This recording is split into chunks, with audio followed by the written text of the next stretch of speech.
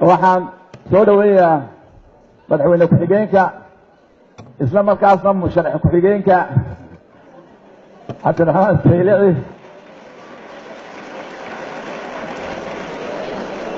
intiina kana waxaan leeyahay assalaamu calaykum waraxmatullaahi wabarakaatu.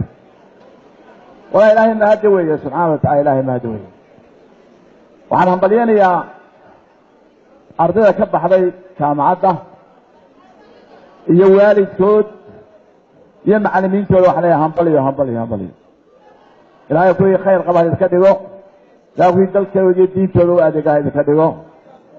waalidkeena iyo macallimiinteena ilaahay idinka abaalmariyo. walaalayaal,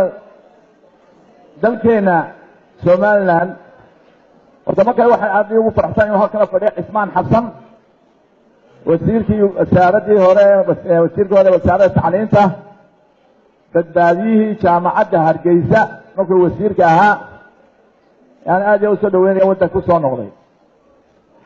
walaalayaal, dalkeenu marxaladuu soo maray. ummadda haddaanay taariikhdeeda dib u eegin mustaqbalkeeda ma sugto.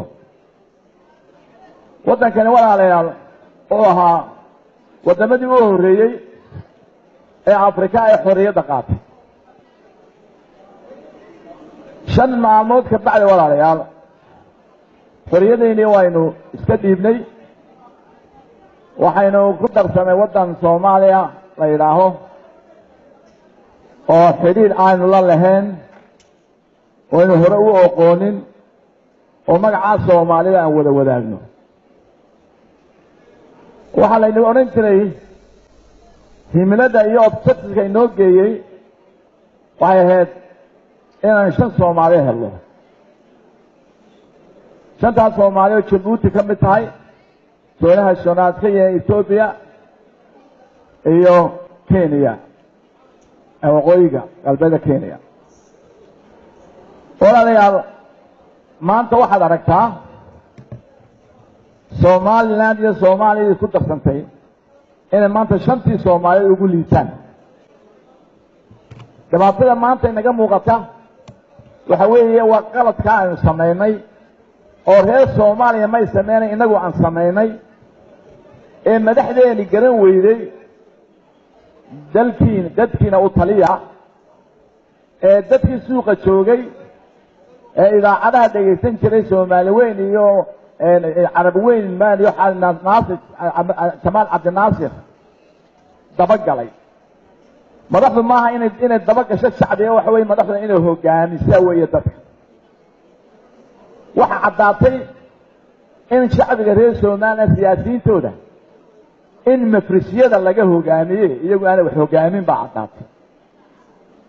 walaal dagaal baan galay sokeeyo 10 sano socday. 10 sano ayaan dagaalamnay 1981 ilaa 91. waxa laga dagaalamay dulmi buu ahaa, isirtirtir buu ahaa, genocide buu ahaa. ilaahay subxaanahu wa tacaala wayna badbaadiyay. burco ayaan ku saxnay qaladkii dhacay 20 May 1990. 1990 ilaa maanta oo ay tahay taariikhdu 2017 haddaa taariikhdeena saa u raacdi waa inaynu taariikhdeena wax ka barannahay. 92 waxaynu galnay dagaal sokeeye. waxaa dagaalkaas sokeeye lagu soo gabagabeeyey magaalada Sheekh la yidhaah. dowladdii markaa taagnayd ee ahayd dowladdii SNM oo ahayd waxyaalaha dagaalka sokeeye u dhacay. SNM 10 sano joogtay. waxa ku jiray SNM saraakiisha ugu fiicnay Soomaaliya. waxa ugu jiray intaas oo qof oo graduate ah oo madaxweynaheena maanta ka mid yahay. haddana way sameyn kari waayeen institution baadi ah oo bedela markay dawladda ay ridaan way sameyn kari waayeen.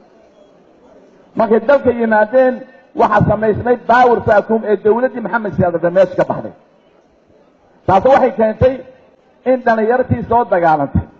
ay isku dilaan resource-kii dawladdii Siyaad Barre ka tagtay.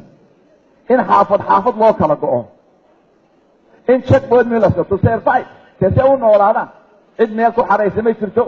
عد منتصي ما يشرتو درجة ما يكون هيسن ما يكون هاسنين ويحقق بيكون صوت عليه taasi waxay keentay inaan dagaal sokeeyo gallo 1992 waxaan lahayn oo barigii SM lagu kabay waxay yaa guurti baan lahayn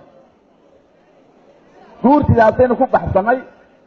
oo tii Soomaaliya halkan ka adkaanay guurti baan yeelanay dhaqanyahan Kenya hogaamiyay dhaqankeedu waa kuwii shirkii boorane lagu badbaaday ee dawladda lagu sameeyay dalka halka markii charter lagu sameeyay SNM iska baabaday waa the history of movements ka adduunka ka jira wali jabhad inta dal xoreysay baabaday marka xor wadankii qabsatay SNM baa jirta way jirtaa jabhado markay qabsan laga saari kari waayo xukunka laga furfuri kari waayo sida taa Uganda kale Museveni 86 kii uu qabtay ilaa maanta uu fadhiya Mugabe Kagame uu haystaa Tigray Ethiopia Eritrea laakiin wad jabhad soo dadaashay oo wadan qabsatay oo wadankii wadi kari weyda waa inoo kow 1994 15 November ayaa haddana dagaal sokeeyaan galnay dagaal sokeeyo waa dagaalkii inoogu xumaa ee gudaheena ka dhaco ahaa laana Butrus qaali baa joogay UN-ta oo yahay general secretary oo doonay inuu baabiyo Soomaaliland General Aidid baa joogay ilaahuna xariisay Muqdisho oo doonay inuu Soomaali baabado oo hubka isku keen soo dhiibiyay we survived anu guddi waxaan lahayn nabadda Soomaaliland hargeyso laga maqan yahay maga soo gaadhay station police-ka intaas maqan tahay ayaan nimay furco laga kala wada maqan yahay oo يروي الله كلا بحي أودوين وين سيرفات كروني بحين سيرفات كروني بس كأنه في يوم قبل شعب جاهي ملهي شعب يدهي انت إسرائيليين يسي أسلم تمول ثاني شعب وينه والله رجال بيا لهم حيث بالله دستي لو صورتي حركة كبر عملت سومال المركان نبتقليلين waxaan galay afar doorasho galay doorashada dowladda hoose galay hadda waxaan ka baarlamaanka galay hadda waxaan galay tii madaxweynaha hadda tii madaxweynaha tii dowladda hoose galay 2012 waa doorashada ugu xumeeyay galay ee saarada Soomaaliland bawey waxay halkaas ku tusaysaa khiyaale oo ah ka soo jeeda gobolka Awdal afar doorasho qabtay beelasha dhexe oo siyaasad ka soo jeeda Soomaaliya tii 2012 qabtay waxayna tusaysaa inaynu inagu leadership lahayn bayna tusaysaa dadkeena walaal dhexayna tusaysaa runta ay sheegayaan waxaan leeyahay laana waxa weeye sharciga ayaynu aqooni sharciga inuu ka baqanaa sharciga ka baqanaa maanta waa aragtaa administration Ahmed Maxamed Siraayo xafiisu dhisay wada eragabana waa kirib u tahay laakiin nidaam dawladeed muu jiraan nidaamka ku burburay walaalayaal runta ay sheegaan waxa ma qariyo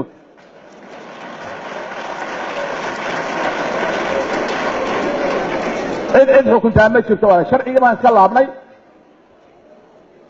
adraan ido oo ka soo aan xusbe ka soo bixin baa yiri waxaan ka haystay magamaan saayay MBA ka soo baxay wakiilada Faisal Ali Waraabe ku cud ayuu ka haystay doorashada muu gali gudoomiye baan ahay baarlamaan isla markaas waxay gudoomiyihii baa magaalada xusbe wadaniga ilaaho adduunka meel ka jirta sharcina ma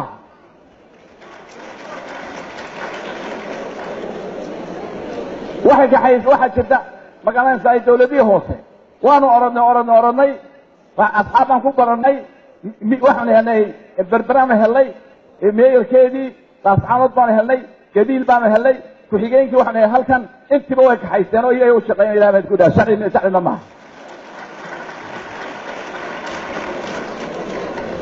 waxa u dambeysay madaxweyne ku xigeenkeena daba fadhiya halka ayaa barasaabkii Awdal shaqada ka joojiyey waa la dalacsiiyey hargeysaa la keenay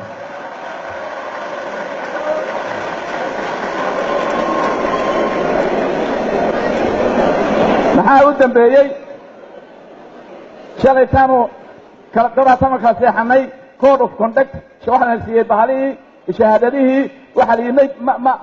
ma kaambeyn garayn karaysaan cira markiiba uu baxay soo qalinka engegin bal goolowgu buuxdee balgubaduu tegey soo wadani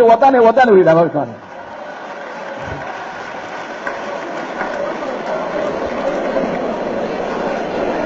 muuse halka ka soo baxay wuxuu yidhi waxaan samaynayaa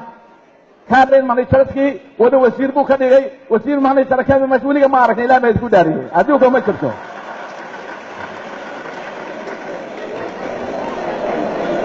waa fawda socota anigu hadda soo halkaydii lama joogo muuse iyo cira waxay bilaabeen inay kolba reer idagale u yeedhaan oo yidhaahaan wan ugu soo diray bilaabeen lacag baa la siinayaa imanka maanta cira wuxuu la fadhiyaa qolada ilaa muxuu ahaa bilaal iyo gabdoon buu la fadhiyaa oo halkaa ku haysa ilahan ku dhaariy ama waan karaa inta lacag qaato in reer loogo intan tago dooda aan casumo reer loogo waan karaa haddii laakiin ma sameeyo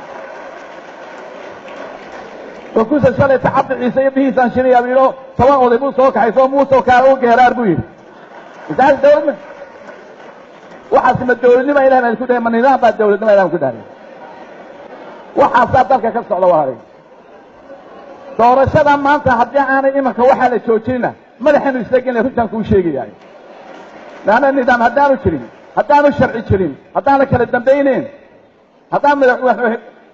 maanta shalay tood ogeena waxa barbara laga bixiyay xabaashi awoogeen madoobe ayaa la bixiyay maanta waxa la bixiyay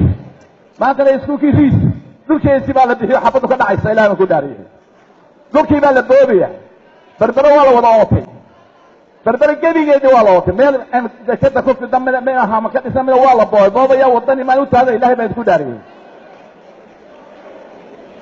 waxa daway shay wadanka waa hagaajinaa insha Allah ta'ala ومرت سبا إن بعد بدبادسة أنت بدبادسة إلهي نجا سبحانه وتعالى إذا أنا بدبادين سبحانه وتعالى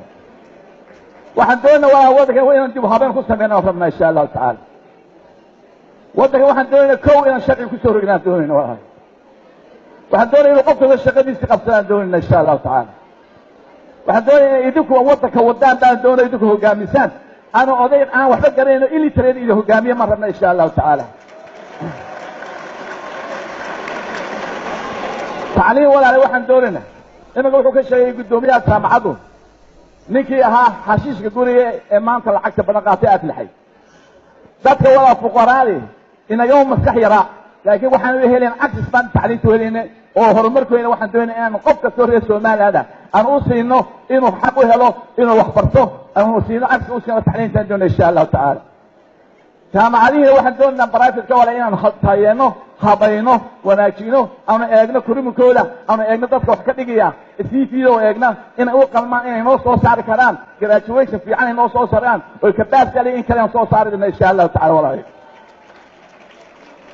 walaahi waxaan doonay macallimiin fiican oo sameeyaan rabna macallimiin aan mishaar fiican siino walaahi macna wanaagsan magdaysa arday fiican heli karta walaahi subhanahu wa ta'ala maanta waa caruurteena boqolkiiba 12 baa iskuulka tagaan caruurta gabooyaha ordo taga xaafadahooda iskuulada ma tagaan laana they can't afford inay bixiyaan iskuulka fiigiisa walaalay waa inaan u siinaa iskuulada bilaash siinaa caruurta oo dhan walaalay qofka sida reer Soomaaliya biyo nadiif siinaa biyo maanta ma helnaa ma helnaa $120 baan ka bixiyaa biyo $240 milyan bay Jarmalka ku bixiyeen way staad man hasgan time ka ay haysta waxaan doonaa insha Allah ta'ala bisha February marka insha Allah ta'ala aan soo baxno shir dib u adkeynta qaranida Soomaaliya aan doorma ku qabanayna waxaynu haysto dhammaan review gareynayna distoorkeenu kaga bilaabina dawladna ayaan sameyn doonaa insha Allah ta'ala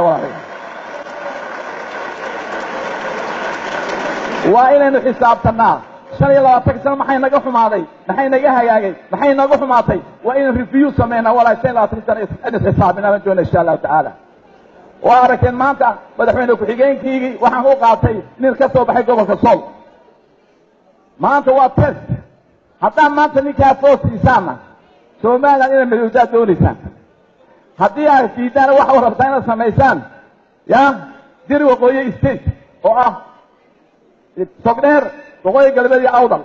saasaa laku odhanaya haddaa laakiin dee somaliland midaysaan waa inaad codka siisaan professorka iyo ninkan reer hargeysa faysal cali waraabe ay idi garanayaan